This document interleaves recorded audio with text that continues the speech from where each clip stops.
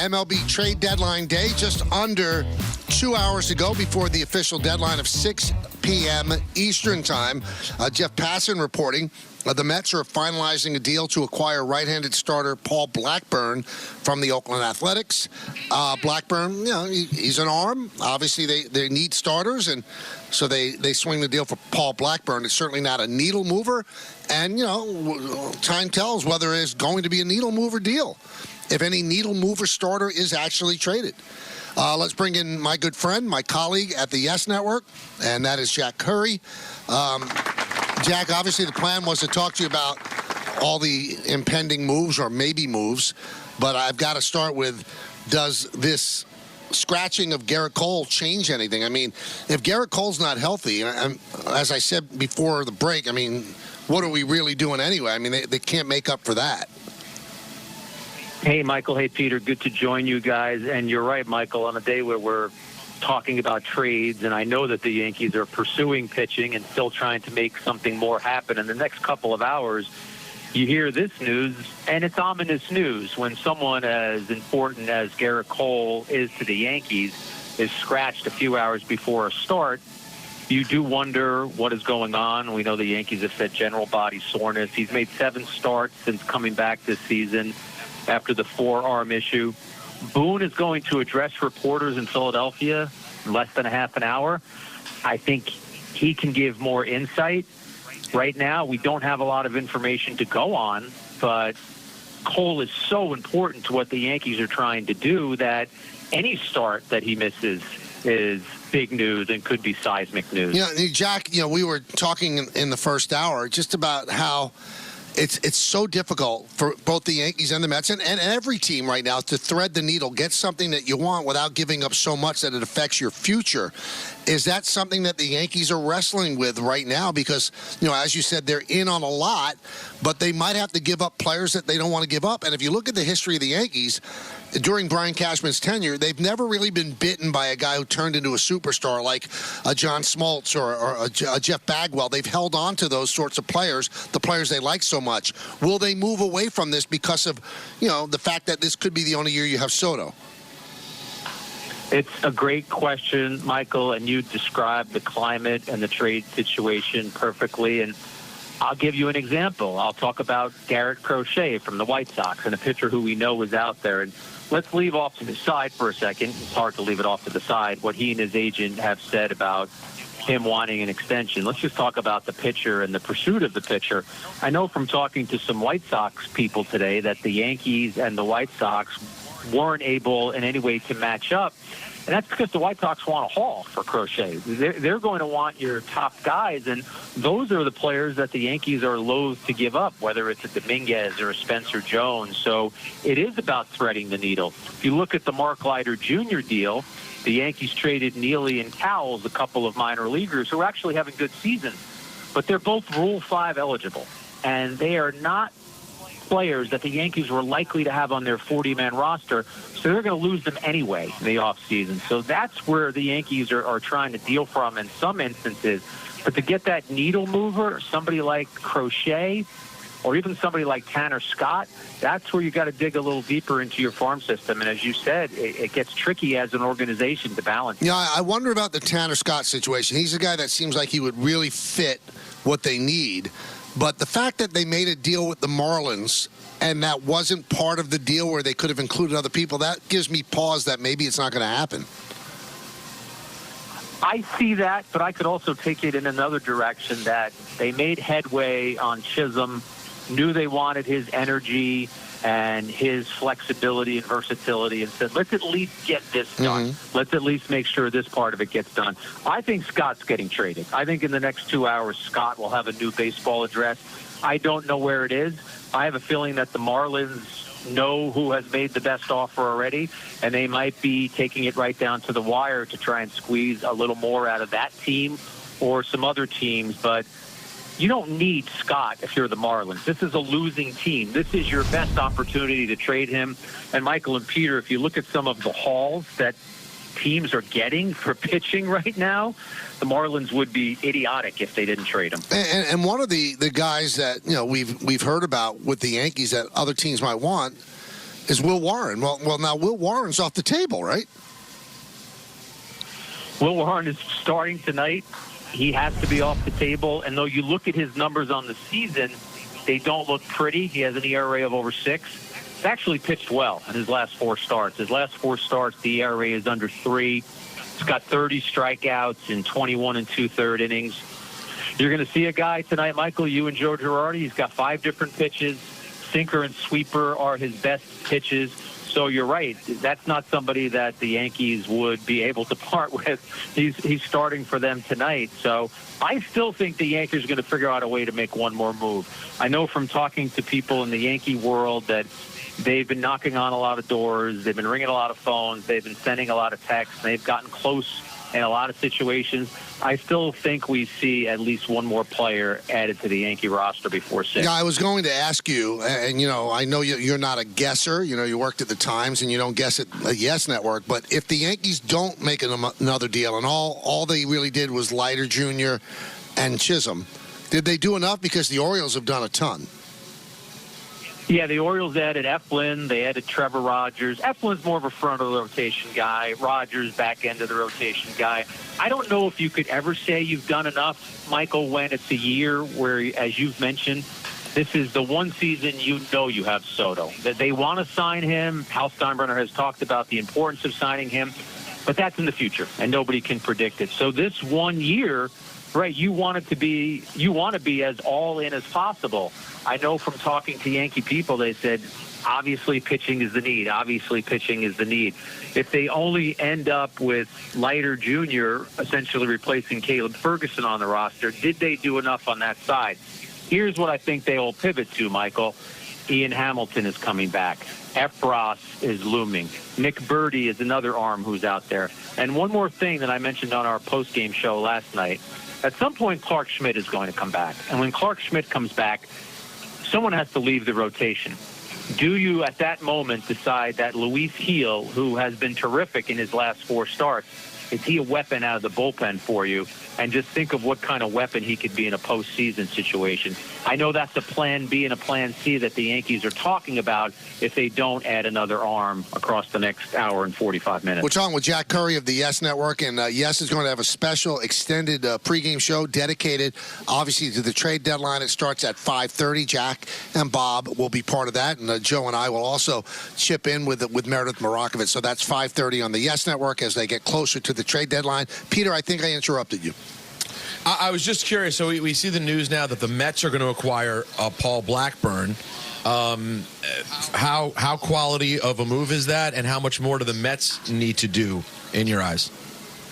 It's interesting you asked that, Peter, because when Michael said they'd made the move for Blackburn, he said, well, that's an arm.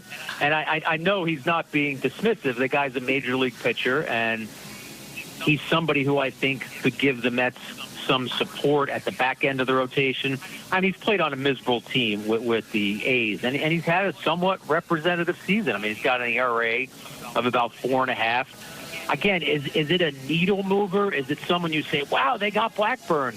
No, but you need people who can fill spots for you as well. Blackburn's not a guy who's going to get a lot of strikeouts, but he is somebody who I think can fill one of those back end of the rotation spots for the Mets. I think it was you, Peter, who said it on the show yesterday or the day before, talking about the emotion of Senga being back and then the absolute exasperation of Senga getting hurt. And I couldn't agree with you more. And baseball can really be cruel sometimes because a team gets itself so excited and so pumped up. And this Mets team, after such a miserable start, has really righted itself. They wait for their knight in shining armor, so to speak, in Senga to come back, and then, boom, the horse is gone, the knight in shining armor is gone. You get Paul Blackburn. Now, one of the names that I keep hearing, a lot of people are reporting it as well, that there are several teams in on him, is Yandy Diaz. Is there any validity to that, Jack? And let's Yandy Diaz is a good player. But how exactly would he fit on the Yankees? Would that mean the end of Anthony Rizzo? I mean, how would Yandy Diaz fit here? I know that the Yankees had multiple and have had multiple conversations with the Rays, and the targets are obviously Paredes, and he got traded already. Diaz, Blackburn, people from the bullpen. Not Blackburn, Fairbanks, you mean, right? Yes. Fairbanks. I got Blackburn on my head after my great shining armor analogy there. I think that the Yankees have had interest, and I think, Michael, if they were to add somebody like a Diaz, well, they're going to have to shed somebody. So whoever that person is, you can't have an unbelievably crowded infield. I think they have had interest, but what I was told today is that the focus was more on the pursuit of pitching. All right, so let's talk about some of the pitching. What are the names that you're hearing? What are they in on a Flaherty? Are they in on Skubal? Who are some of the people that you're hearing? I don't think Skubal is going to get traded. I think if you're the Detroit Tigers and you're telling your fans that you're trying to win, you got a guy like Skubal, well, why would you get rid of him? You're going to turn around and try and say in 2025 you can be better without Skubal. So I don't anticipate him getting traded. Flaherty is somebody, Michael, if he doesn't get traded, I will be shocked because he's got a very nice contract. It's only 1 year at $14 million, so you're probably going to have to pay about $6 million for this year. Why wouldn't you trade him? Why wouldn't you try and get something back? So I think he will be moved. I can't tell you that it's definitely going to be to the Yankees. I know the Yankees have had interest. There was one report out there that referred to extensive conversations, and when I asked about that yesterday with one particular source, the response I got was that nothing was imminent. All right, we have an update from our very own Meredith Morakovitz. Garrett Cole said it was hard for him to recover after his last start. Added he's a bit run down. Said they had the opportunity to give him a few extra days, so they went that route. He will not undergo any test. Expects to make a start when the team returns to New York City. Okay. I mean, is that good news, Jack? Well, I was going to say, Jack, is there any way you can feel good about it with just kind of how off he's looked recently that maybe there is an explanation here? Yeah, Peter, I look at the last start against the Mets, and the pitch that I would hone in on is the cutter. He threw a couple really flat cutters. And Alonso hit one out. Lindor hit one out. And if you look at his pitch arsenal this year, cutter's actually been his second most used pitch. Previous seasons, it's been his least used pitch. Now, talking to former Major League pitchers and former Major League catchers, guys that I work with, John Flaherty, Jeff Nelson, why would a guy be throwing his cutter more often? Well, maybe after coming off the injury, the forearm, maybe the feel for the knuckle curve and the slider is not there as yet. So when I heard the general soreness and the general fatigue, I just started thinking about, well, what has happened with his pitching repertoire so far this year? So I think what you just read, Michael, is potentially good news, that Cole is his own best watcher of his arm and his body. There was some fatigue. There was some soreness. Take a step back, and now we see when his next start is, and we see how he looks. Maybe that little rest will be exactly what he needs. Again, if you just joined us, we're talking with Jack Curry of the Yes Network. Garrett Cole was supposed to start tonight against the Phillies and was scratched because of general body soreness. Will Warren will wear number 98 and will make his Major League debut starting against a very stout, very intimidating Philadelphia Philly lineup. Do you think the Yankees have a little breathing room, Jack, because over the last 3 games, their offense has looked more like the offense it was designed to be, where guys are hitting that weren't hitting, guys like Verdugo, guys like Gleyber Torres, Anthony Volpe, and on Austin Wells. If those guys actually start to hit, then that is a deeper lineup than just Soto and Judge. Yes. The answer to that question is yes. It's 40 runs over the last 4 games. I know one of those was a loss, but I watched the game last night, Michael, and the at-bats, they hit 6 home runs. I mean, you called it, so I don't have to remind you of that. But the at-bats that stood out for me were in the 5th inning.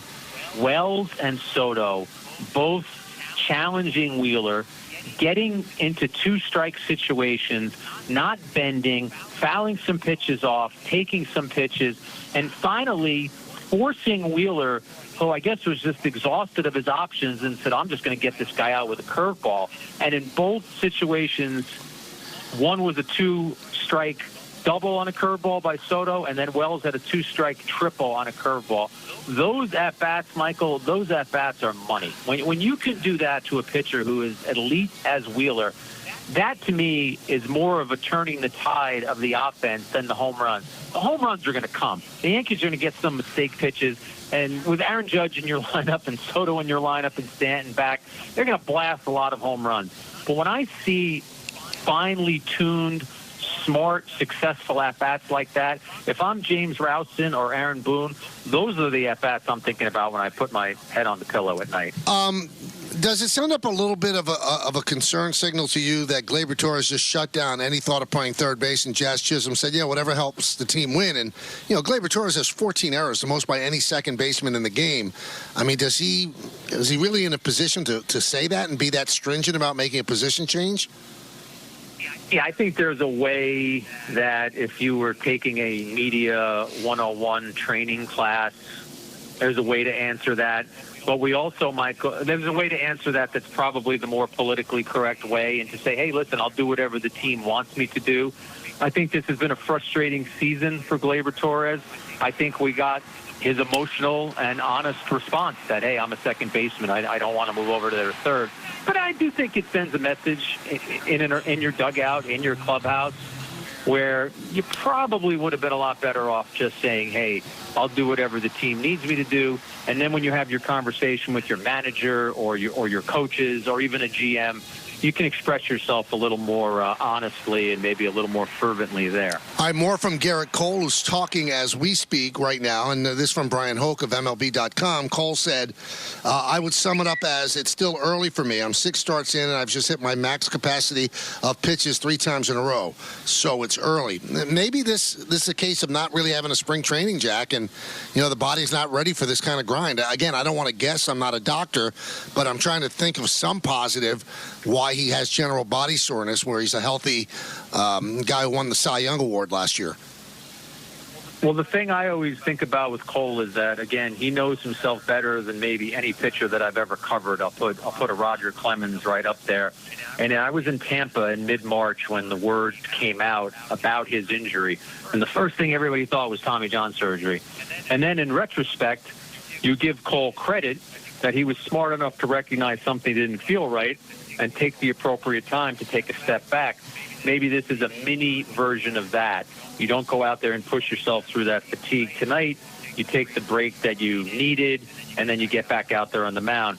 And based on the fact, Michael, that this was announced only a couple of hours before the first pitch, it sounds like he was ready to go. I mean, he was in the dugout last night. You would imagine he was ready to pitch, and then that fatigue or that soreness just overwhelmed him to the point today that he couldn't go. Well, Jack, I know it's a crazy day for you. We appreciate you taking some time. Again, Yes Network's going to have an extended pregame show before the Yankees and the Phillies tonight. Starts at 5:30. Jack's going to be a huge part of it, and that's a half hour before the trade deadline, which is 6 p.m. Eastern. Jack, we appreciate it, and I'll talk to you later. Thanks, Michael. Thanks, Peter. Take care. That's Jack Curry. So a lot of news happening. The Mets get Blackburn from the A's, who's kind of a back-of-the-rotation guy. But, I said this yesterday, Peter, and I truly believe it. After watching the Mets in those last 2 games against the Braves, I don't think they have enough in the back end of the rotation. The top end, you're going to have, obviously, you're going to have Severino, who's pitched beautifully this year.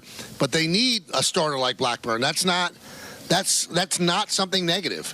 Okay, it's not Tarek Skubal. I understand that. But the Paul Blackburns of the world, they have a purpose.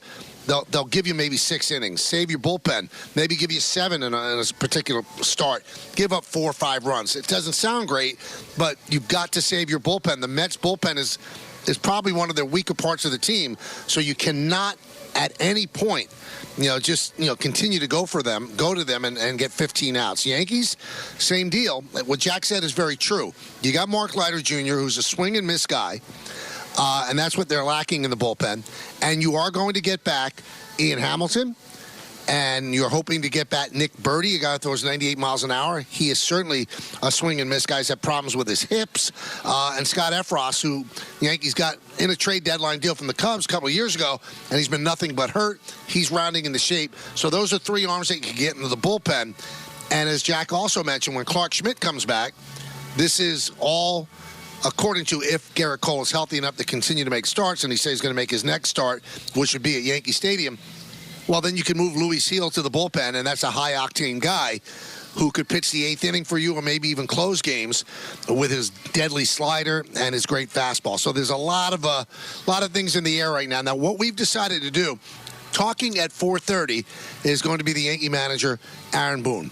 We are going to take the beginning of that press conference where he's going to obviously address the Garrett Cole situation. We wanted you to hear it live rather than us telling you later after what he said, and you could probably read it on Twitter or X, whatever you'd like to call it. So we will carry the Aaron Boone press conference live, and that's coming up at 4:30.